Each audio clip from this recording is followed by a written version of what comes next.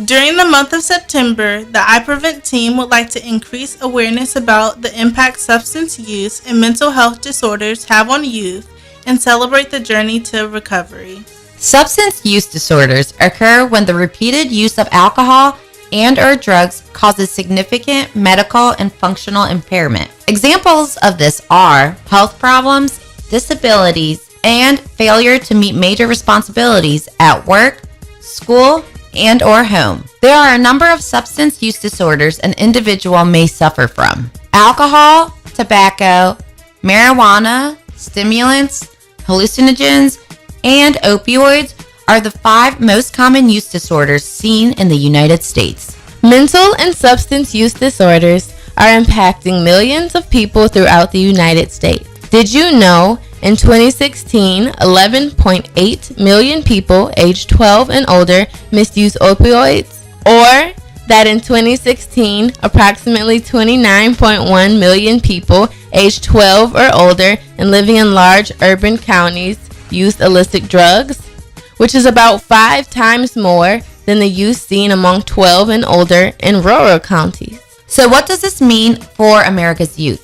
Addiction is even more dangerous in youth and adolescents. Young people's brains are not fully developed, which allows the addictive properties of drugs to be highly potent. One study showed that of Americans who clinically had substance use disorder, 90% started their risk behavior before the age of 18 or during their childhood. This study also found that 1 in 4 Americans who began using addictive substances before 18 currently have substance use disorder, compared to the 1 in 25 who started using at the age of 21.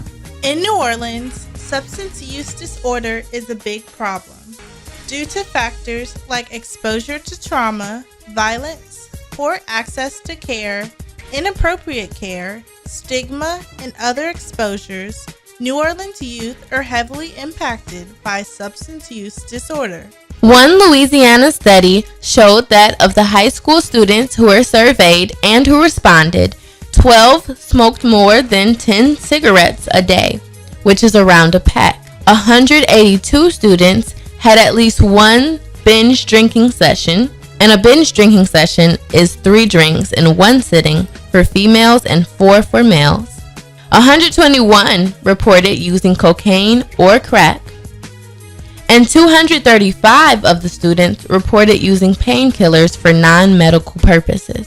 These figures are startling, but there is something that can be done. Although substance use disorder is a significant problem in our community, there are actions we can take to lower the rates and minimize the effects it has on our New Orleans youth. We need to address the trauma that is linked to substance use disorder. We need to make mental health services more accessible. We need to eliminate the stigma that comes with seeking treatment for substance use disorders and mental health services. We also need to talk more about it with our family and friends.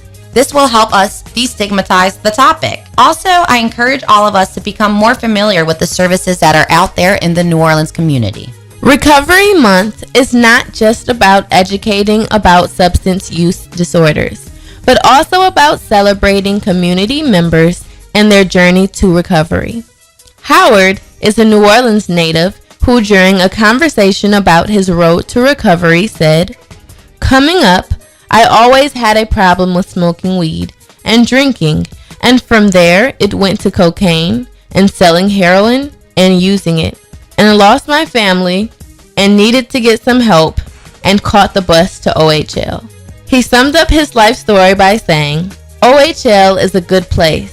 It's where I started my sobriety."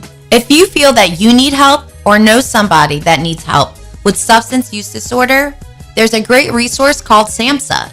SAMHSA's national helpline can be reached at 1-800-662-4357 or at 1-800-487-4889. They provide a 24/7, 365 days a year information and treatment referral services in English and in Spanish for individuals and families facing mental and substance use disorders. Also, if you are interested in learning about supportive resources in New Orleans for substance use disorders, check out all that Odyssey House Louisiana has to offer. Along with the iPrevent team, OHL has various programs like a detox facility, short-term and long-term recovery facilities, the Omega program focused on empowering women with substance use disorders, and the overdose prevention program. You can check these all out at ohlinc.org. Don't forget to follow us on Facebook at iPreventOHL and Twitter, Instagram, and Snapchat at iPrevent_OHL. Signing off, but never stopping our work at iPrevent.